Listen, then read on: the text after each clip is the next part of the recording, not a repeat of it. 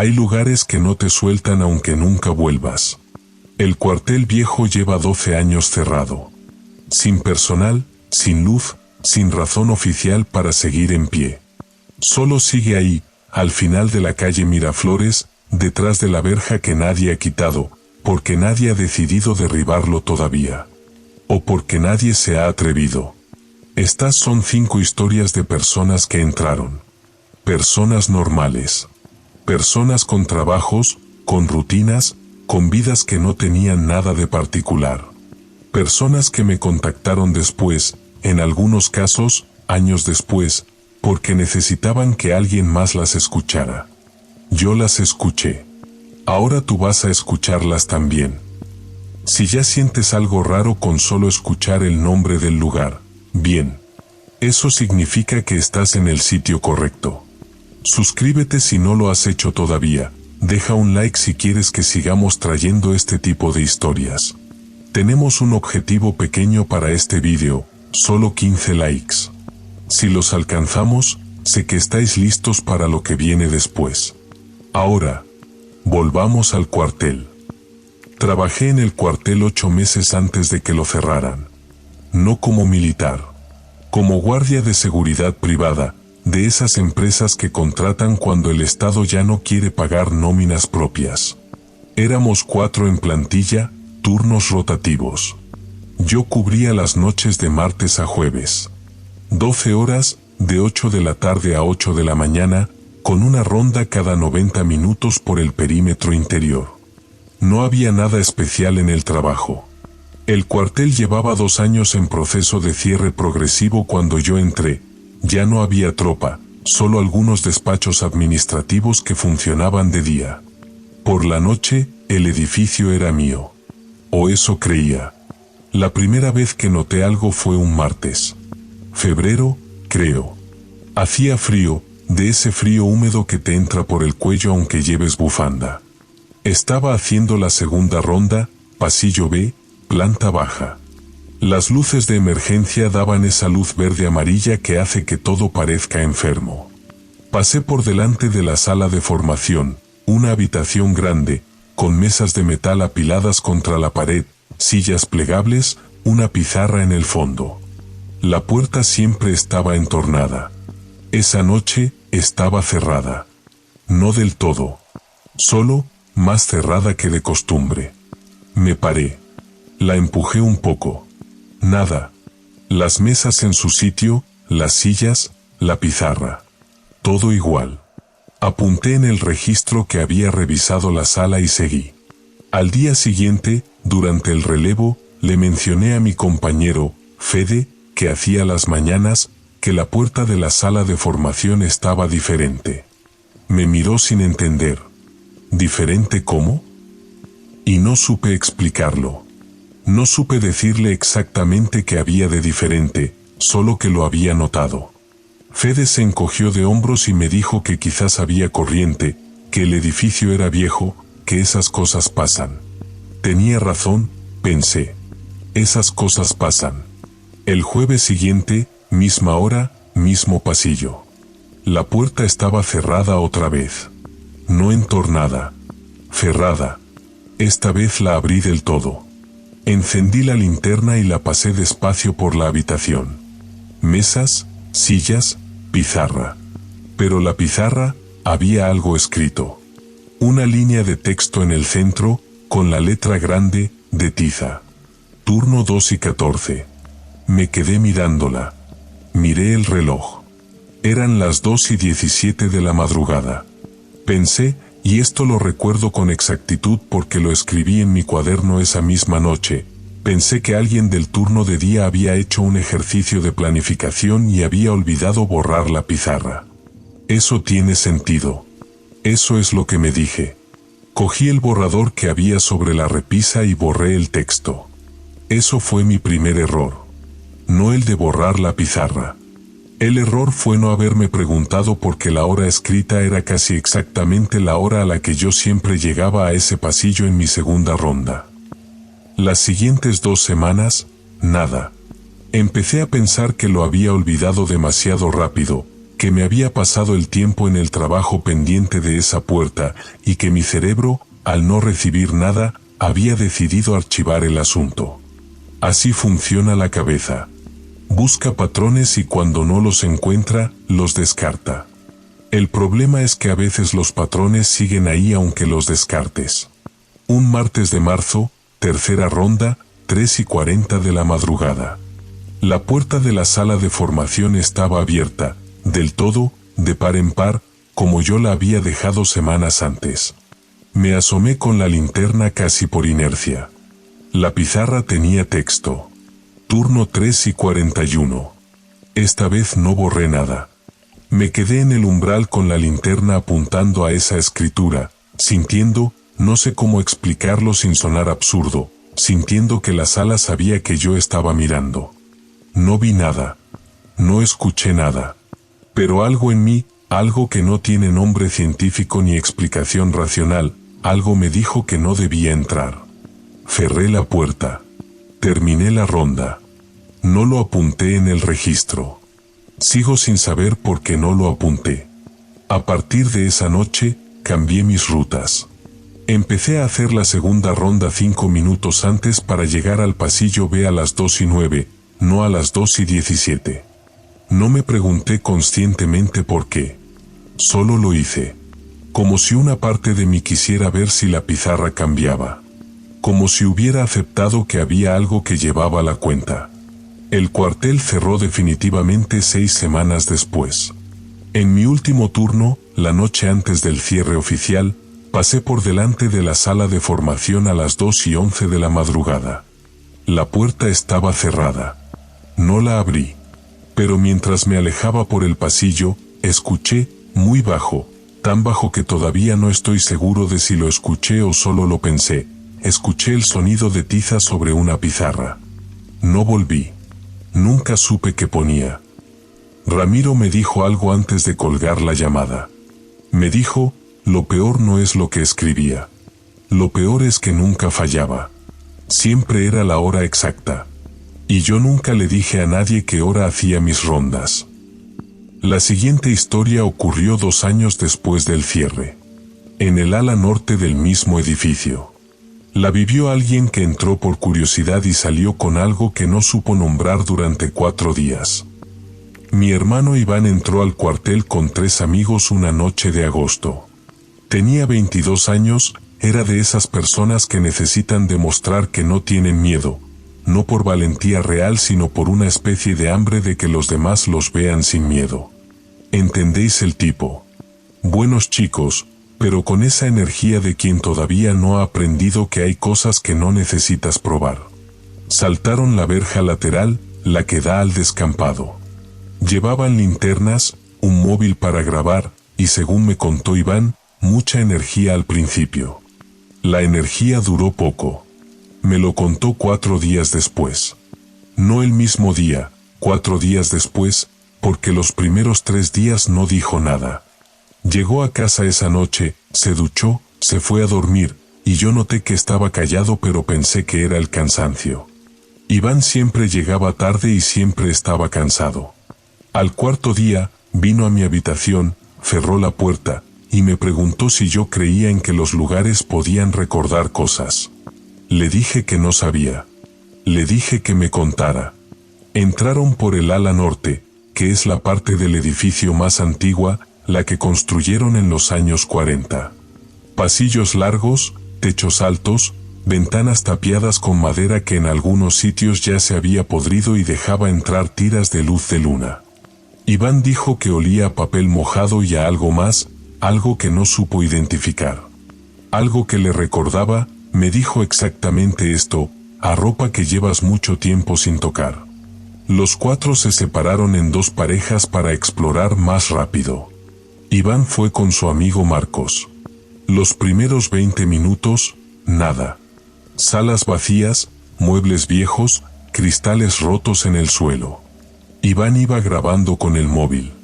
Después me enseñó el vídeo, lo he visto muchas veces, y en el vídeo todo parece normal. Pasillos. Polvo. Silencio. Pero Iván me dijo que en un momento, en el tercer pasillo del ala norte, tuvo la sensación de que alguien los estaba siguiendo. No escuchó pasos. No vio nada. Solo, y usó esta palabra exacta, solo supo que había algo detrás de ellos. A cierta distancia. Manteniéndola. Le dijo a Marcos. Marcos se rió. Le dijo que era el sonido del edificio, que los edificios viejos hacen ruidos. Iván asintió. Se dijo a sí mismo que sí, que era eso. Siguieron adelante. Al final del tercer pasillo había una puerta metálica, de esas que tienen la palanca en el centro. Iván la abrió. Era una sala pequeña, sin ventanas, con una silla de madera en el centro. Solo eso. Una silla. En el centro exacto de la habitación, como si alguien la hubiera colocado ahí a propósito. Marcos dijo, «Qué raro». Y entró a fotografiarla. Iván se quedó en el umbral. Me dijo que no supo por qué no entró. Que no hubo un pensamiento consciente de no entres. Solo que sus pies no se movieron. Y mientras Marcos sacaba fotos a la silla, Iván miró hacia el pasillo por el que habían venido. Estaba vacío. Pero el polvo del suelo, ese polvo fino que se acumula en los edificios cerrados y queda liso como una superficie de harina, el polvo tenía marcas. Huellas.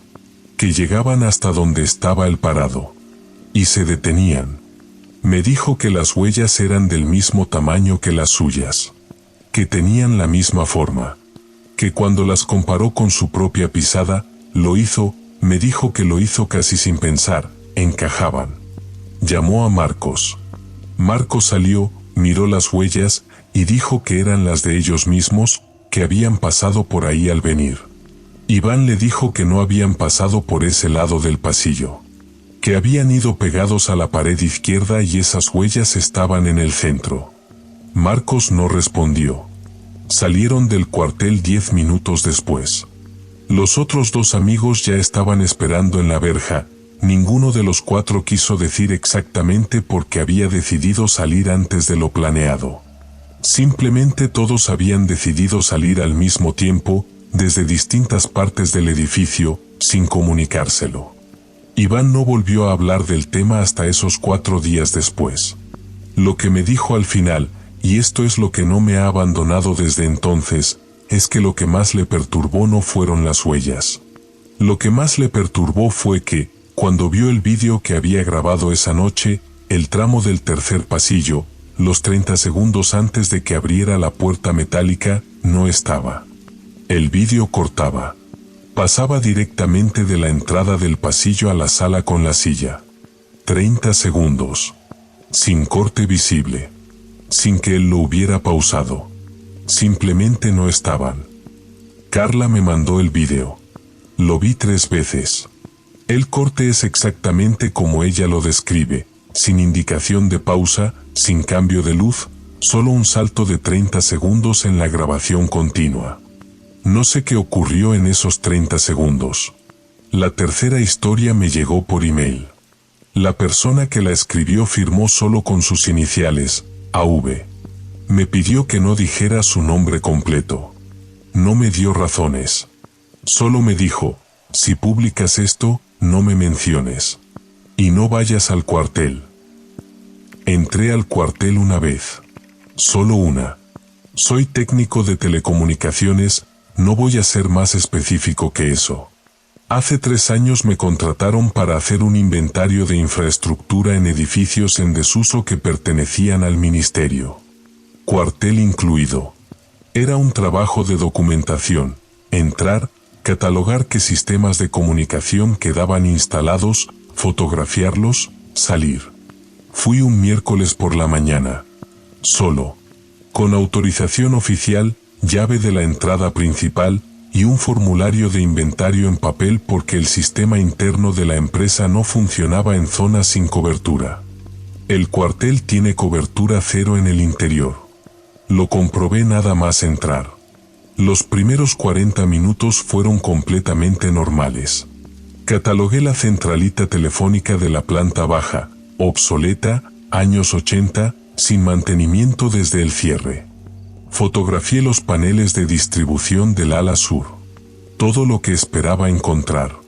En el ala norte, en el sótano, encontré el sistema de interfonía interior.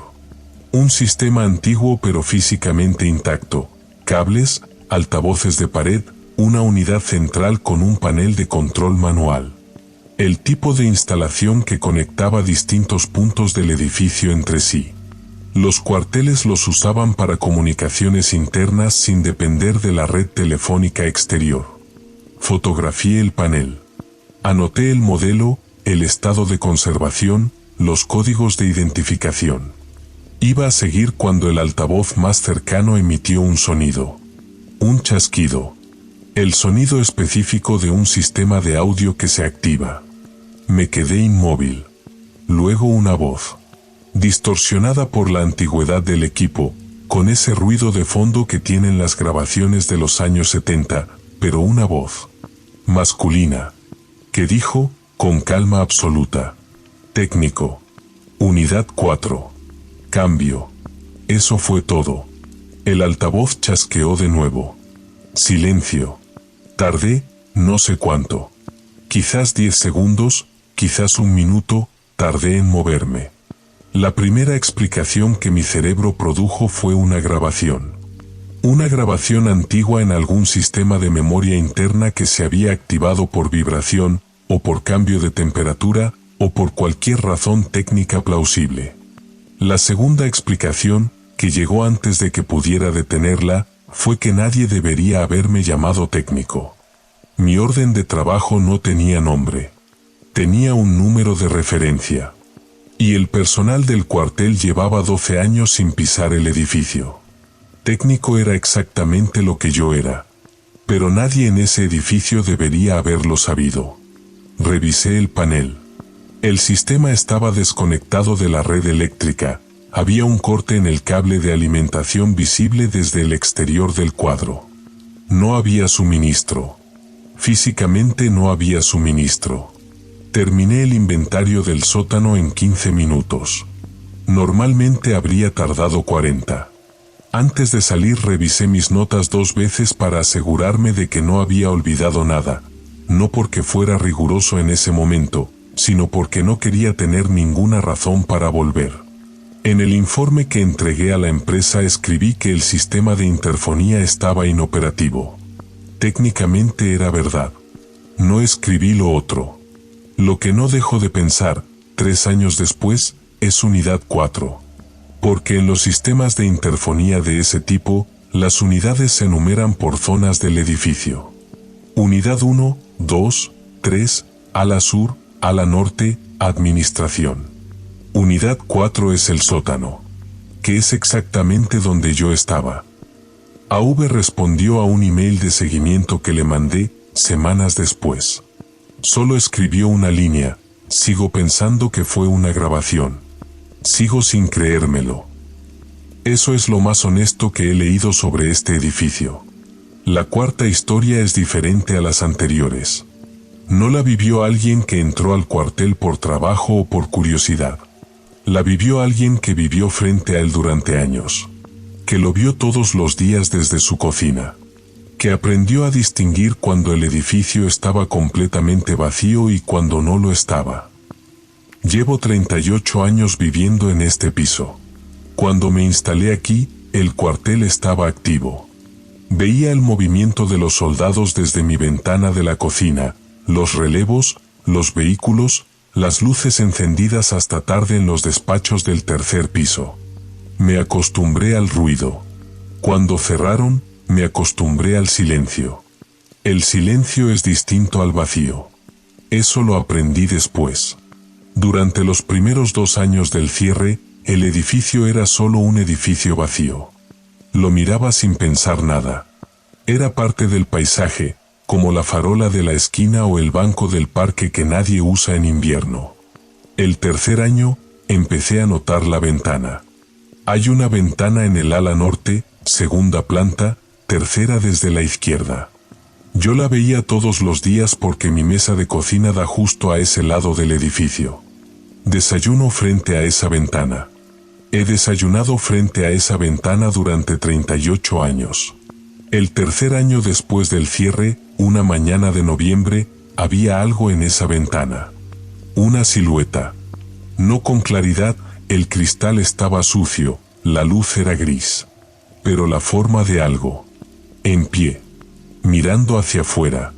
Pensé que era un ocupante. Había habido problemas con personas que entraban al edificio. Lo sabía porque mi vecino del cuarto, que es muy cotilla, siempre estaba al tanto. Llamé al número de la policía local para informar. Me dijeron que lo anotaban. A la tarde, la ventana estaba vacía. Pero a la mañana siguiente, mientras desayunaba, la silueta estaba otra vez. No en la misma posición. La primera vez había estado centrada en la ventana. Esta segunda vez estaba a la derecha. Como si hubiera cambiado de sitio durante la noche. Volví a llamar. Esta vez me dijeron que habían mandado una patrulla el día anterior y no habían encontrado a nadie. Seguí mirando.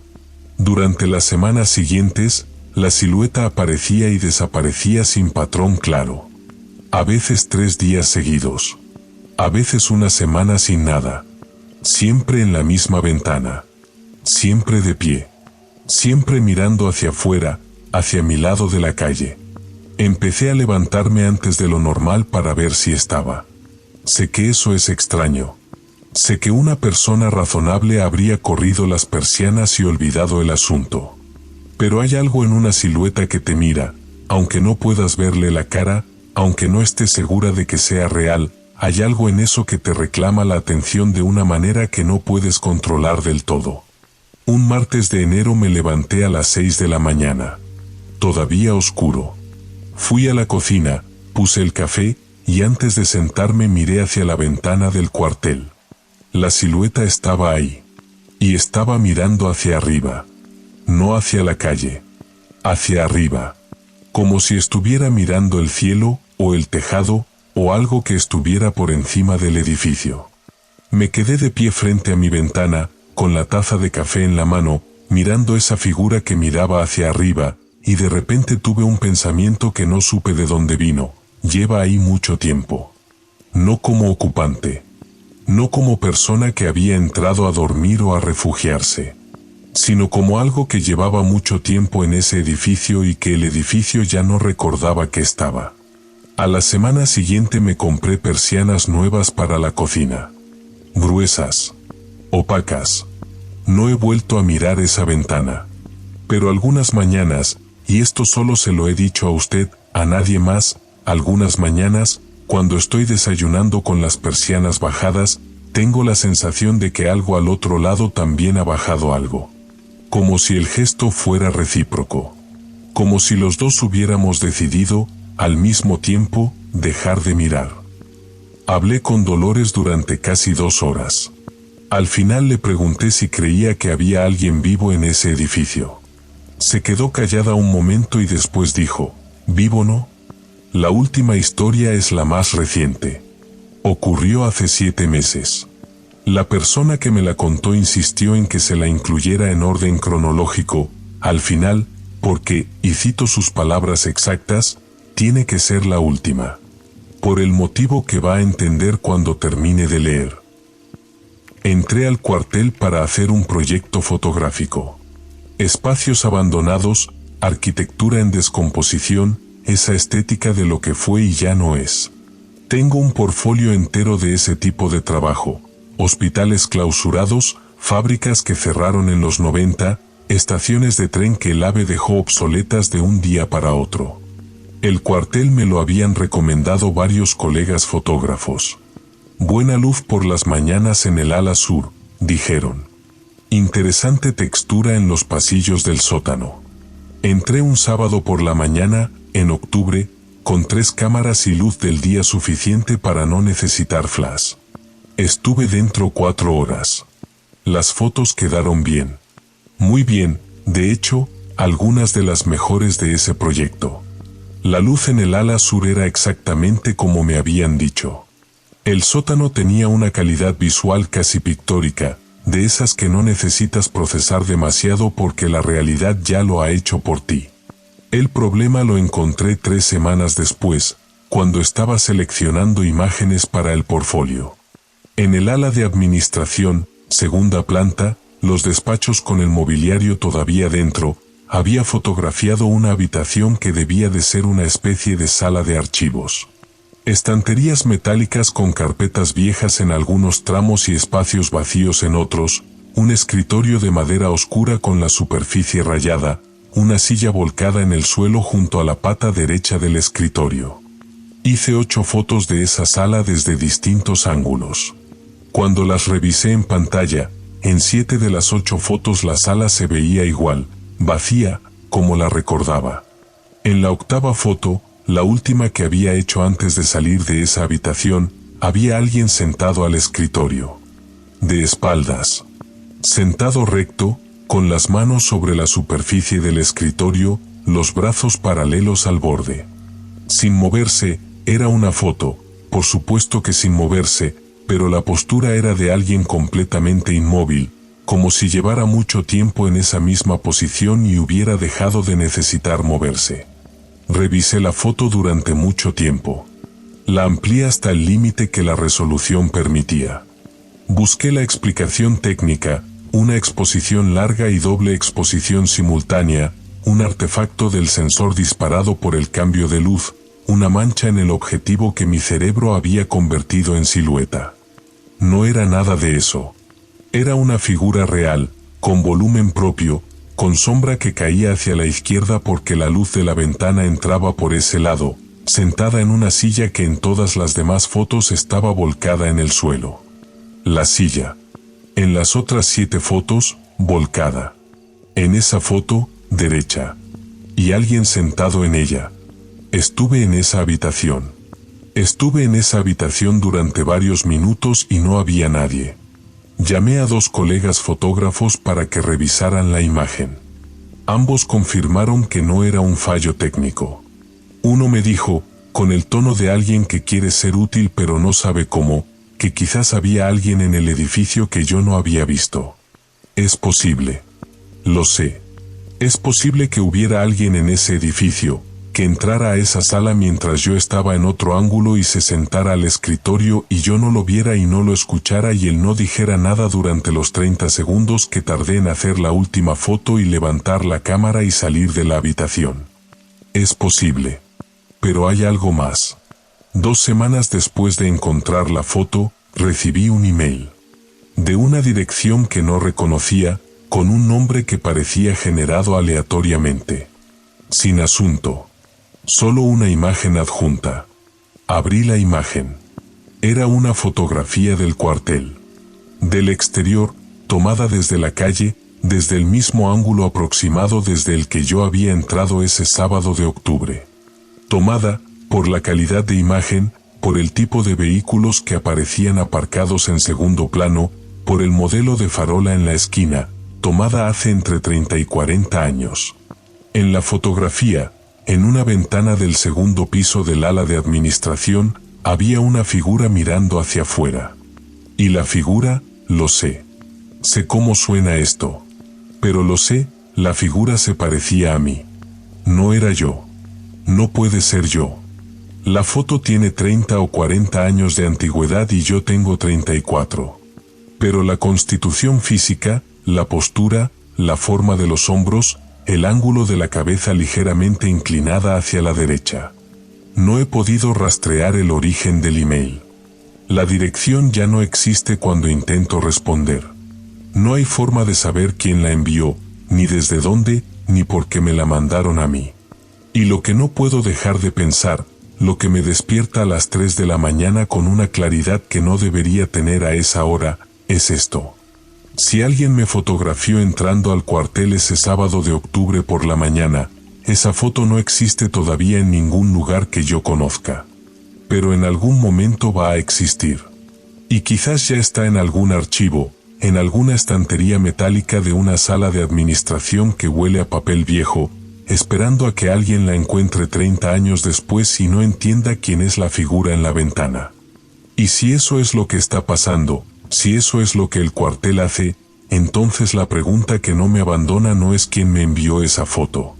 La pregunta es quién me va a enviar la siguiente. 5 historias. 5 personas que entraron al cuartel viejo, o que vivieron frente a él, y que salieron cambiadas de una manera que no saben describir del todo. Nadie vio nada que no pudiera tener una explicación. Una pizarra con una hora escrita. Unas huellas en el polvo. Una voz en un sistema sin alimentación eléctrica. Una silueta en una ventana tapiada. Una foto con alguien que no debería estar ahí. Eso es lo que me resulta más difícil de procesar. No hay nada que no pueda explicarse. Todo tiene una versión razonable. Y sin embargo, ninguna de estas personas volvió a ser exactamente la misma después. Ramiro cambió sus rutas por instinto, sin preguntarse conscientemente por qué. Iván tardó 4 días en poder hablar de lo que había vivido y todavía hoy hay partes que omite cuando lo cuenta. AV sigue sin querer dar su nombre completo.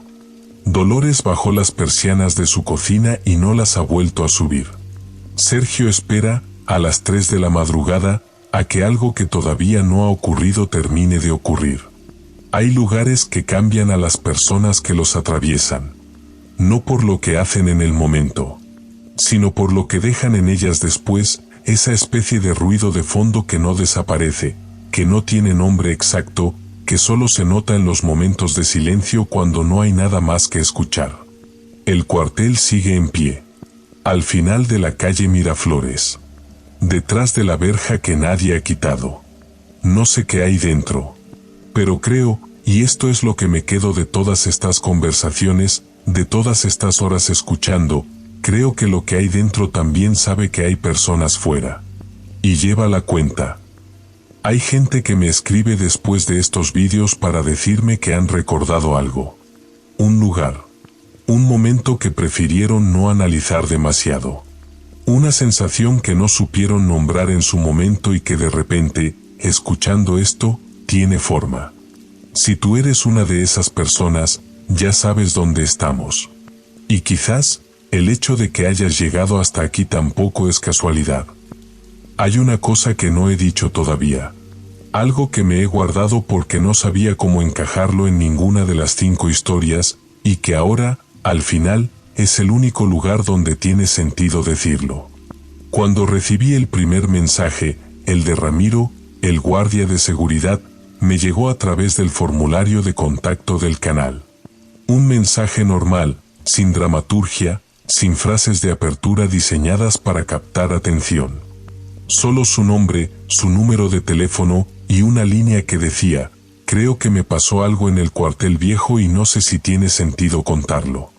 Le llamé esa misma semana. Hablamos durante 40 minutos. Al colgar, tenía suficiente para un vídeo corto, una historia, bien contada, con el ritmo adecuado. Eso era todo lo que había planeado hacer. Pero antes de que pudiera editar nada, llegó el mensaje de Carla. Y después el email de AV. Y después una carta, en papel, con sello, sin remitente en el sobre, que resultó ser el relato de Dolores, escrito a mano con una letra pequeña y muy cuidada que tardé 2 horas en transcribir completamente. 4 historias en 10 días. Todas del mismo edificio. Todas de personas que no se conocían entre sí, que no podían haberse puesto de acuerdo, que llegaron a mí por canales completamente distintos con el mismo tono de alguien que necesita decir algo en voz alta para comprobar si suena tan extraño como lo siente por dentro.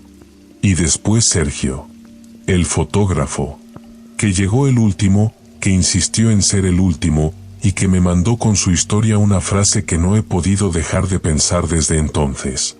Me dijo: no creo que sea casualidad que todas estas personas te hayan encontrado al mismo tiempo. Creo que algo decidió que era el momento de que estas historias salieran. Y creo que ese algo sabe perfectamente que tú las vas a contar. No sé si creo eso. No sé si quiero creerlo. Lo que sí sé es que el cuartel viejo lleva 12 años en pie sin que nadie haya dado una razón real para no derribarlo. Que hay una verja que nadie ha quitado. Que hay personas normales, con vidas corrientes, que entraron y salieron distintas. Y que 5 de ellas, sin conocerse, decidieron en el mismo mes buscar a alguien que las escuchara. me eligieron a mí. Y ahora os he elegido a vosotros. Escribo esto a las 2:09 de la madrugada, y me acabo de dar cuenta de la hora. El cuartel lleva la cuenta. Y ahora nosotros también.